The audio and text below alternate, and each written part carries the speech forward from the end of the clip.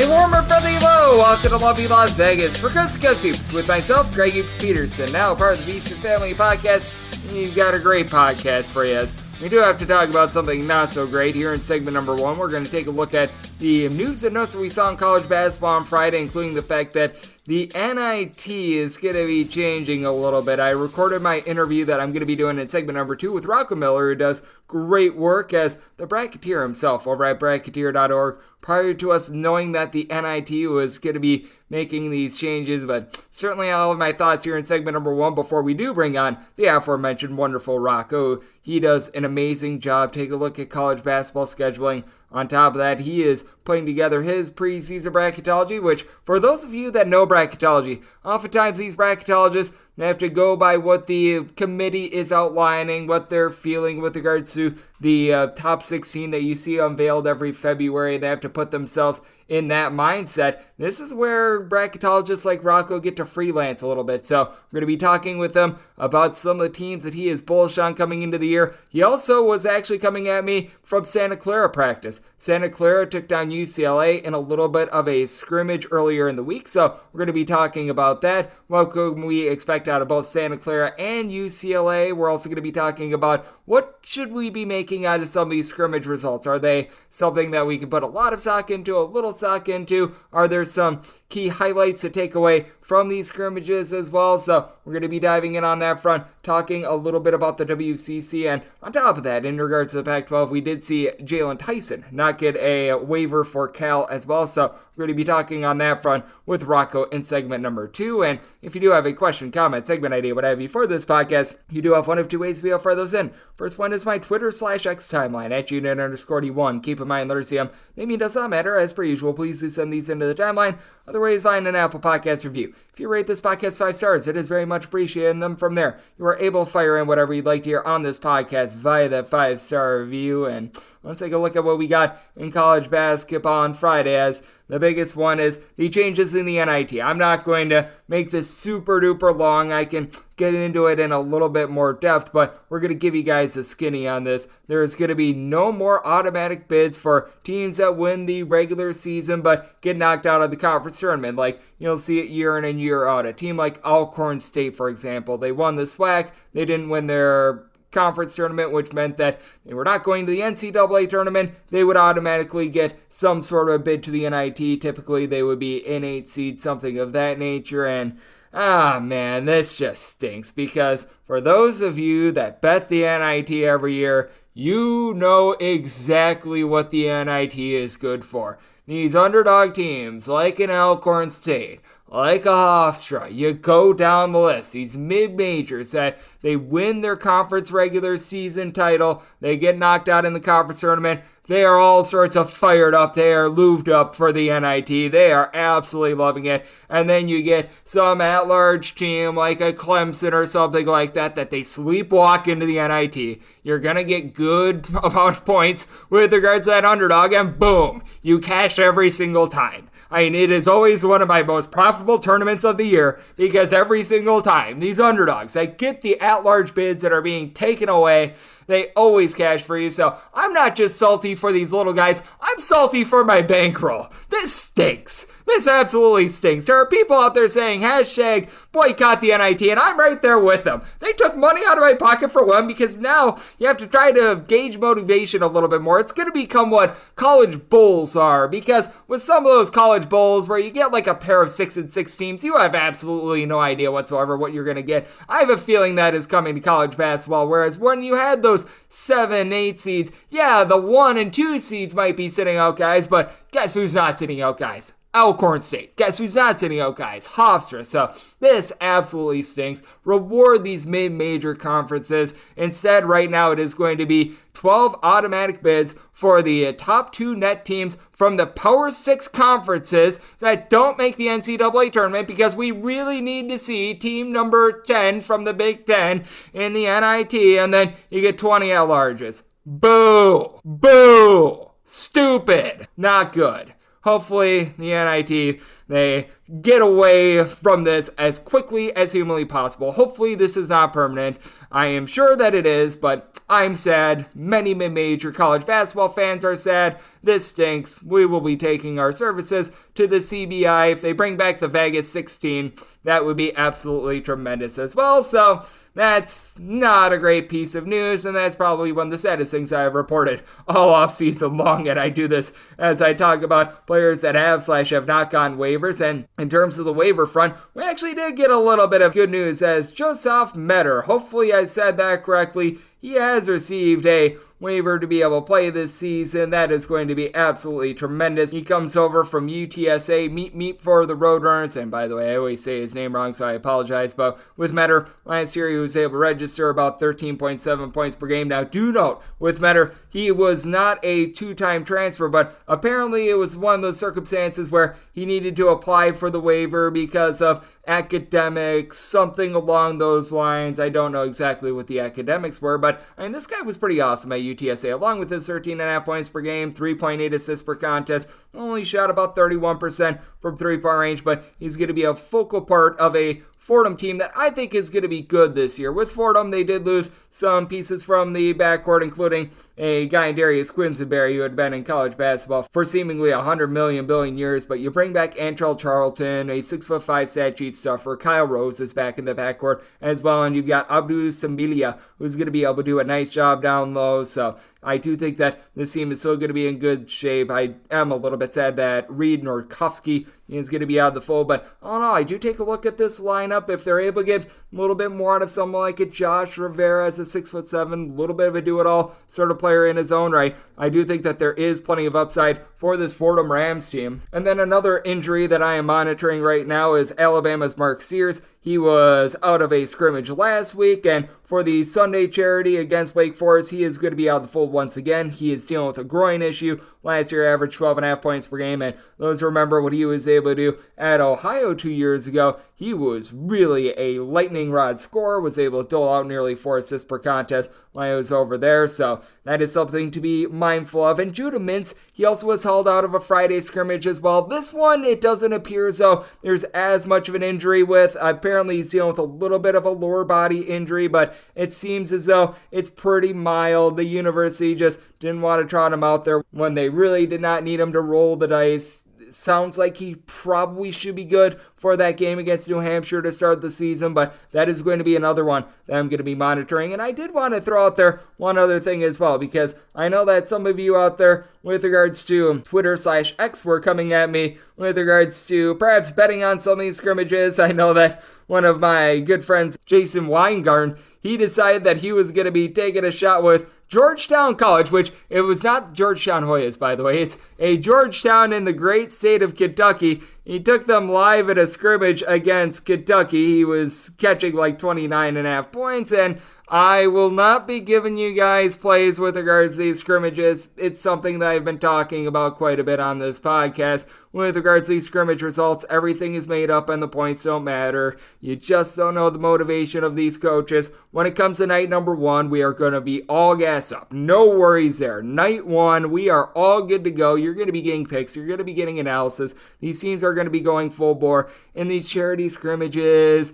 In regards to these secret scrimmages, you might be able to find a few straight lines out there. I am not going to be getting involved because it's much like the NFL preseason, and if you don't really have a lot of coaches' comments going into the preseason and you don't know the rotations, which typically we don't know the rotations with regards to these college basketball scrimmages, you have absolutely no idea what you are betting on. So did want to give you guys that little bit of a note as well in case if you were wondering on that front. But certainly when it comes to college basketball opening night, we are going to be set for that. It is going to be going down November 6th, a little bit more than a week from now, and a man that is fired up for it, much like myself, that would be Rocco Miller. Coming up next, he is going to be coming at me from Santa Clara practice. We're going to be taking a look at the Broncos. We're going to be taking a look at the WCC, teams that he's feeling bullish on coming into the year, and so much more right here on Cuts with myself, Jaylon Tyson, now a part of the Family Podcast.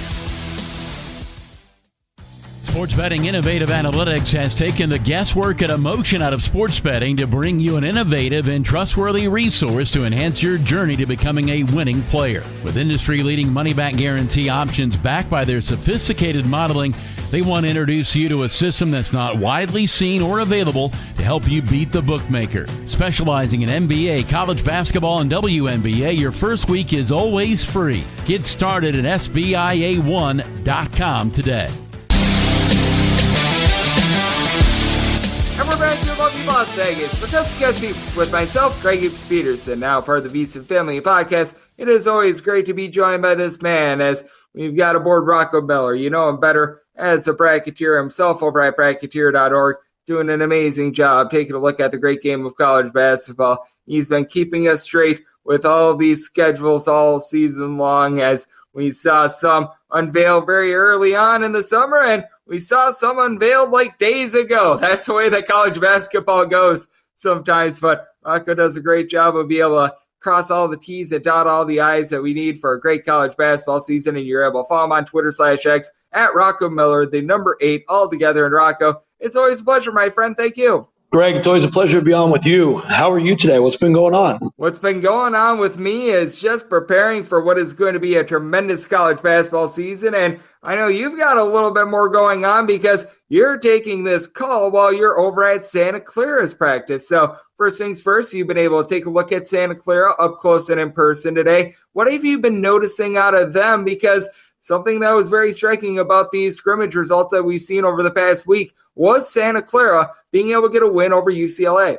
Yeah, in the scrimmage results in general, I would just caution everybody to take them with a grain of salt. But I do think you can learn little things here and there, especially if you get the full box score, because at least when you see a full box score, you can see the turnover ratio, the shooting numbers. You can get to start to get a feel for, how some of these certain players are developing. Guys that have been around a while, 4th, 5th year guys, I'm less concerned about unless they're, transferring in, which a lot of these guys are, just to kind of see how they mesh. But you can't really figure that out from a box score or from a final score in a scrimmage. But I do think just because it is UCLA, the game was played at UCLA, and Santa Clara, by most accounts, is a team that was picked 5th in the WCC. So for them to go down there and beat them by double digits, I think it raised a lot of eyebrows. Certainly, it's a team I'm always going to be interested in as a regional team for me, but that definitely gave me some extra motivation to get down here today and take in practice. And so what I'm seeing with this team is a very mature team, an older team. You can tell by the projected rotation. It's pretty much all juniors, seniors, and 5th-year players, with the exception of Christoph Tilley and a couple maybe deeper bench redshirt freshmen. But I like a lot what I'm seeing out of Santa Clara just in terms of their attention to detail, their focus, and their athletic ability is still almost, if not the same level as it was last year with Podziemski and the team, and the year before with Jalen Williams and that great team. I'm very intrigued by what Santa Clara can achieve. The other thing they did so well, which I've talked about a bunch, is giving themselves tons of opportunities in non-conference play to build a resume. I think because they are starting with an old team, they've got a chance to knock some teams off in November, kind of like they proved, early on here with that scrimmage result. Yes, with Santa Clara, I do think that they are going to be such an interesting team this year. As joining me on the show, we do have Rocco Miller. He does great work over at his website, bracketeer.org, and I am right there with you. I do think that with scrimmage results, you don't want to be taking too much from the actual final score, but what did you make out of the fact that with that scrimmage, it was a low-scoring scrimmage because neither team got to 65 points. As we know, UCLA last year was a little bit of a slower tempo team. Meanwhile, Santa Clara was a little bit more of an up-tempo team, and I do think that the context of these scrimmages is very important because I did take a look at that scrimmage, and it does lead me to believe that a team in Santa Clara that was quite up-tempo last year might be looking to play a little bit more slowly this year. Yeah, it really depends on how you want to take in the information. I think if you look at it from the UCLA perspective, it's pretty easy to say, Adam Bona, he was precautionary, held out of the game. He's back in practice this week, I've been told. So I don't think there's any concerns with him. There are a couple eligibility issues for both Adai Mara, their big star, 7'3", international sensation, as well as Berkey, the Turkish sensation, a potential starter for UCLA. So 3 really key players not playing. I also found out another UCLA player may have been injured in the game. I'm not sure if I'm supposed to be public about who it was. So a lot of excuses built in there for why UCLA didn't play as well. Just the very natural fact that UCLA is a much younger team this year and a lot of new pieces. But I do want to say from Santa Clara's perspective, the fact that it was low scoring, shows that maybe with this team this year, they will be able to be a little bit more defensive. There are 3 7-footers on the roster. 2 of them are certainly going to play important roles with Tilly and Cafaro coming over from Virginia.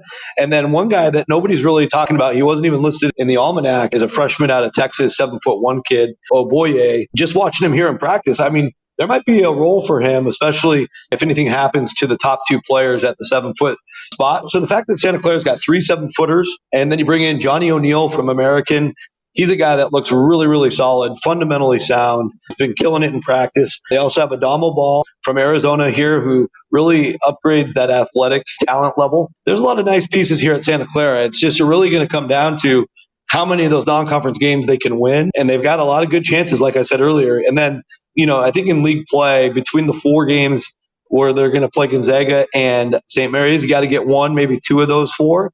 And then, of course, playing against the LMUs and the San Francisco, I think those 3 teams are all fighting for third in the pecking order. And when they play each other, if one of the 3 can run away with some dominance, it'll move the needle from a tournament chances perspective. Yep, I think so as well. For an NCAA tournament perspective, that would be absolutely massive. As joining me on the show, we do have Rocco Miller, who does great work over at Bracketeer.org. And how do you take a look at the WCC this year? Because obviously Gonzaga is a favorite. Shock, shock, surprise, surprise. But I do think that with regards to the difference between Gonzaga and St. Mary's talent-wise, it's as slim as it's been in a very, very long time. I like their upside. We were just getting the talking about Santa Clara, and there's another team I like in Loyola Marymount that I think could be able to rise up, and even San Francisco. Now, I do think that it might be a little bit tough for them towards the beginning part of the season. They did lose quite a bit of their backcourt, bringing in someone like Mongolian Mike over from Dayton. I think they've got some real upside as well. So I take a look at this conference with 5 real teams that I think can be bona fide like top 70, top 75 teams when it's all said and done. That will be critical, because some of the models right now have the trio of Santa Clara, San Francisco, and Loyola Marymount in that 100 range. And that makes a huge difference if they're in the top 75, because if you have 5 teams in the top 75, then those wins really start to matter even more as the conference starts to take shape. The non-conference, of course, shapes what the conference will look like in January. I agree with you at the top. If you look at it logically, Greg, just from a logical point of view, the Gonzaga Bulldogs and the St. Mary's Gales, on paper, they should run through the league and play each other once in each other's home, probably split those 2 games. There's probably a really good chance that we're going to see a co-championship once again, which is what we saw last year. The caveat a year ago was Loyola Marymount actually beat both of those teams once. So they still ended up tied with 2 losses apiece. It's really hard to project that happening again, but it's very easy to project those 2 teams tying at the top. So it really will come down to a crazy tiebreaker if that happens for the number 1 seed in the WCC tournament. But those are the clear top 2. The thing I'm trying to decipher is, Santa Clara's got an old team. I think Loyola Marymount might be arguably older. Their top 10 players are all redshirt juniors or older. Some of them in their 5th year now, with guys like Justice Hill and Kelly Lupepe. Lars Dieman coming over from Cal is also a 5th-year guy. They've just got a ton of age, even more so than Santa Clara. The San Francisco might be a tad younger, but they still have plenty of experience. I got to see them practice a week ago, and I think the Dons' offense is going to rock. A lot of really good scores. Mongolian Mike coming over from Dayton really can fill it up. Marcus Williams, he had a great end of last year with 10 really solid games to end the year. He's now the vocal point as the new point guard running the show, taking over for Khalil Shabazz and Ty Roberts. And then the rest of the team is just bigger and more athletic. Pretty much everybody except for Jonathan Mogbo, who's a more balanced player and probably their best defender, is a really offensive player. And so I don't think the Dons are going to have any trouble scoring the ball. They really are locked in now on how to uptick their defense. If they can do that, I think they'll have a special season as well. I think there's a lot to be excited about for those top 5. I also think Portland with Tyler Robertson back, Chris Austin returns from a really tough injury last year. They've got some pieces to take a jump forward. And for me, they're the clear number 6. I think the real challenge with the league is between Pacific, Pepperdine, and San Diego. They could all take a step back versus what they had before. And of course, Pepperdine and San Diego have been really down, and that starts to drag the league down. So it's going to be really important for those top 5 or 6 to not slip up against any of those bottom 3 teams. And we both know that Pacific, they'll fight everybody. They're kind of destined to knock off a team or two in the top. And to your point about Portland, they were just snake bit by the injury bug last season. So if they're able to get a clean bill of health, if they're able to have just all their guys stay out there on the floor, I like what Shante Leggins is able to do as a coach. And I do think that there's some tremendous upside there. And there is some tremendous upside with this team as well. As we're going to stay out there in the western part of the country, but got to take a look at a team that's currently in the Pac-12, won't be next year, but that said, with Cal, we saw them take a really rough blow on Thursday with Jaylon Tyson being denied his waiver to be able to play. He was a rock-solid player at Texas Tech last year, right around 10.5 points, 6 or so rebounds per contest, and certainly I think that Cal is going to be better than the 3-win team from last year. You could take even Fardaws Amick off that roster, which they are certainly going to have him, and I still think that they're going to be much better than that. I still think that the work that is being done to be able to turn around this program has been very good. But what did you make out of that news on Thursday? Because it does sort of have me a little bit more out on Cal really being able to make seismic noise in the Pac-12 this year, because I did think that Tyson was going to be a big part of it. And it's just what we're seeing this year. These 2-time transfers, by and large, are getting denied these waivers. Tough to hear. You had to assume it was going to happen based on what the NCAA's precedent is for 2-time undergrad transfers. I was just talking to a couple NBA scouts actually that have been at Cal practices raving about how Tyson looks not only as a great Pac-12 player, but a potential pro in the not too distant future. So it's really tough to see a guy that talented not only come to a program that's part of an awesome rebuild overnight with Coach Madsen, but also just miss a whole year of his career just due to some unfortunate rules that might not last very long in future seasons. He's just wrong place, wrong time, I guess you could say. I do think they're still pretty improved. Jalen Cone can shoot the lights out. Fardaws Amick is a great college player. Those 2 guys alone upgrade the talent by themselves. You also have Keontae Kennedy and Grant Newell, Celestine, and Askew still there. I still like their top 5 or 6 guys in the rotation. They're really going to need kind of one of the unknowns. Most of those guys are freshmen. There's a couple returners in Bowser and Okafor. Really don't know a ton about their game, but they'll need those guys to be a solid 7, 8, 9 to complete the rotation. Otherwise, I just don't think Cal's very deep, but I really still like their starting 5 or 6 guys. So they're going to compete. They'll still be able to knock off some teams, but I was willing to put them all the way up to 7th in my projection if Tyson somehow was able to play. So that definitely does make a difference. I think now they're probably closer to 10th or 11th. I still think they're going to surprise some people. Yeah, but I still personally have them over a school like Oregon State. No offense, Oregon State, but that's a relatively rough roster. And I do think that it's going to be a little bit of an uphill battle for Mark Madsen and company, but he's a tremendous coach. He still has brought in a lot of good talent, and all in all, the arrow is still pointing upward for Cal, but that was quite unfortunate to see on Thursday, to say the least. As Rocco Miller joining me right here on Coast to Coast Hoops, does amazing work over at Bracketeer.org. And over at Bracketeer.org, Rocco, I know you're working on preseason projections. I know you're hard at work with regards to your preseason bracketology, because I know that you've alluded to this a few times on the podcast. Now is when you're able to have a little bit more of your opinion rather than just trying to put your mindset into what the committee is going to be doing as a whole. These are really your projections. And as you're filling out your bracketology, as you're taking a look at some of these conference previews, as you've been doing your deep dives, are there a few teams in general that, as you've been going in, you're feeling either a little bit more bullish or a little bit more bearish on coming into the season? At the very top, Greg, I think I'm probably more bullish on Villanova than most. I've noticed a lot of folks unwilling to put them above Creighton, Marquette, or UConn. For me, Villanova and Creighton are my 1A and 1B. I think Marquette's still going to be excellent, but I have them third just because Omax did so much for them. Even though he's only one player, he was just a really key ingredient. And I don't think they're going to get that level with his replacement. It really comes down to Neptune's coaching on the Villanova forecast. But if you look at their starting 5 or even their full rotation, it's a super, super impressive rotation. I know TJ Bamba very well from Washington State, and his season last year, if you look at his game-by-game breakdown, he just constantly got better and better and better. Arguably the best player on Washington State last year. You get a guy like Burton from Richmond, who's played in the NCAA tournament, who's been a leader, who's been an all-Atlantic 10 player, and you just sprinkle him in. You got Justin Moore. I mean, that is a loaded team at Villanova. Unless there's just some major mistakes, I have them 6th in the country as a solid 2 seed in the preseason. And again, I'm just looking at what everybody else has got. I seem to be pretty high on the Wildcats. Going a little bit lower on the totem pole, I think I'm also pretty bullish on the New Mexico Lobos. Now, again, I've had the opportunity to speak with Jeff Grammer, their amazing beat writer there in Albuquerque. I've talked to a few people at the program. I know with Nelly Jr. Joseph just getting into Albuquerque from Nigeria last night, that alleviated some of my concerns. I just think with what House and Mashburn already bring to the table, supremely talented, and they go so fast, they can create a lot of advantages with that offense. You also bring in Mushila from Corpus Christi, arguably their best player. He's got NCAA tournament experience. The fact that he's not counted on to even be a starter, he's just a role player off the bench. You've got guys like Jamarl Baker, who's played a million college basketball games. I think they did all the right things for their particular roster. Not only make sure they're a tournament team, I think they've got a chance to win the Mountain West. They're penciled in for me as a co-champion, and I am projecting them to win the Mountain West tournament as the automatic qualifier out of that conference.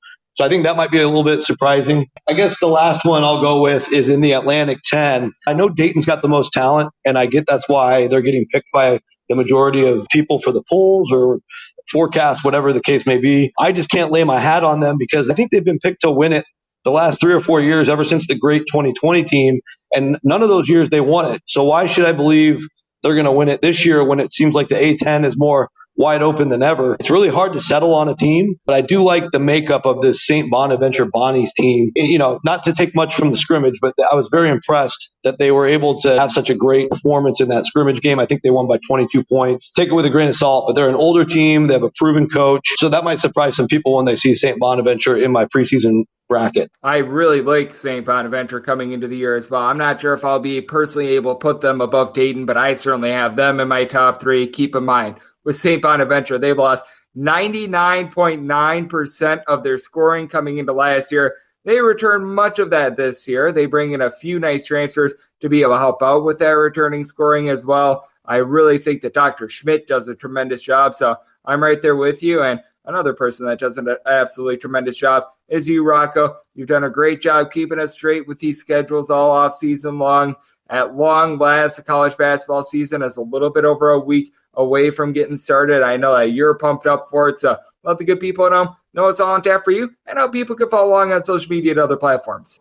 Appreciate it, Greg. Thank you. Yeah, you can follow me at Rocco Miller 8 on X/Twitter. My website, bracketeer.org, as Greg has said a few times here on the show. Best place to just follow along every day, especially when the season starts. It's just going to be a lot of information coming your way. Anything I'm hearing or anything I'm seeing, just love sharing that. And then, pick up on other people saying and sharing valuable items as we go through the season. In terms of, my schedule, I will be covering the Myrtle Beach Invitational, my first time out there. Really excited about that. I'm only out there for the first 2 days, but that will be great. Get to see those 8 teams play twice. Fun field of Vermont, Charleston, St. Louis, Wyoming, Coastal Carolina, Liberty, Furman. One other team is slipping me, but should be a fun. Wichita State is the 8th. And so that will be a fun 8-team field, chance to really cover some different teams that I usually don't get to see. From there, opening week, I could be anywhere, Greg, you know how I am, but I will be also at the opening day of the SoCal Challenge, which is 2 weeks from the opening Monday. And that should be really interesting as well, as the main bracket has that California team we just talked about paired with UTEP, Tulane, and Bradley. Tulane and Bradley, 2 very interesting sleeper teams in the mid-major ranks, looking to make some major moves this year. Bradley, of course, won the Missouri Valley Championship last year in the regular season. So quality stuff.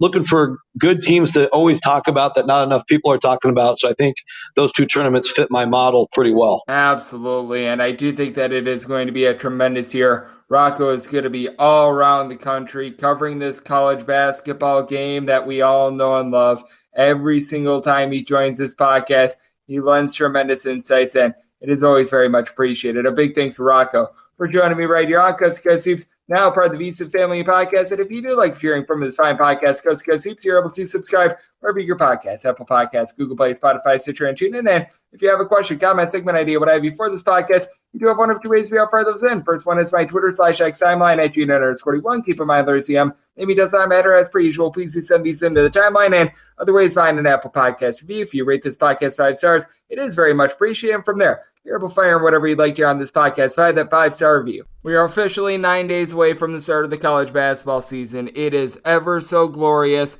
If you guys missed my conference previews, I've done all 32 conferences with a specialized podcast. They're all labeled accordingly. So if you're on Google Play, if you're on Apple Podcasts, what have you, just scroll down when you see the conference that you're looking for. We've got you guys all covered there. And once we're in season, you're getting picks and analysis on every single game, every single day. You're in the final few days of the offseason, just looking at the injury front, taking a look at teams that might be a little bit shorthanded for opening night. I want to make this the best opening night ever. And I want to make this the most profitable and most fun college basketball year ever. So I'll be with you guys every single day on this podcast. I appreciate you tuning in today, and I'll be back with you once again tomorrow. Thank you.